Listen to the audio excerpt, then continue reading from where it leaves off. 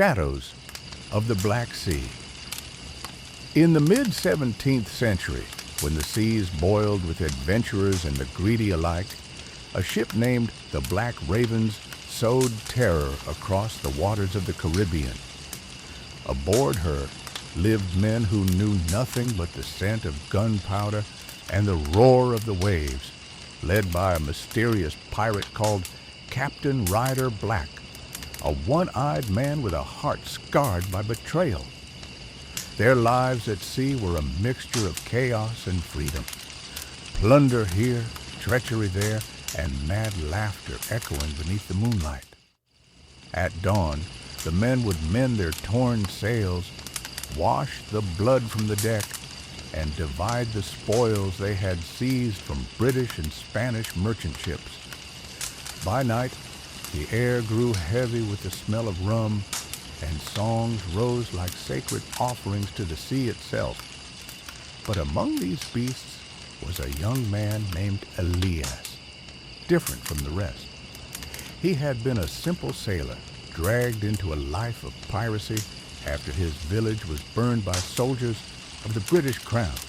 In his heart, he carried a hidden dream, to live free, not as a killer. Yet the sea shows no mercy to dreamers. One night, as the moon bathed the water in silver, the Black Raven received word of a gold-laden ship sailing near the Bahamas. They struck like wolves of the sea, only to find themselves caught in a trap laid by the royal fleet. The sky turned to fire, and the sea became an open grave.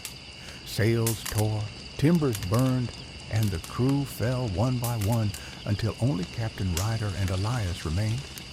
Ryder stood at the bow of the burning ship and cried out in a hoarse voice, "I will not die a prisoner.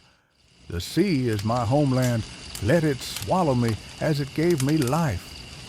Then he hurled himself into the depths, while Elias clung to a broken plank, watching as the ship that had been his home sank beneath the waves. At dawn, he awoke on a deserted shore, his body broken, his eyes lost to the horizon.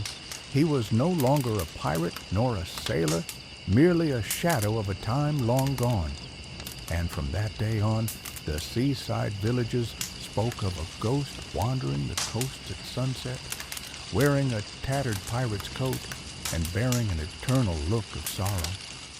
They say it is Elias, the last man of the Black Raven, forever seeking redemption that only the sea can grant.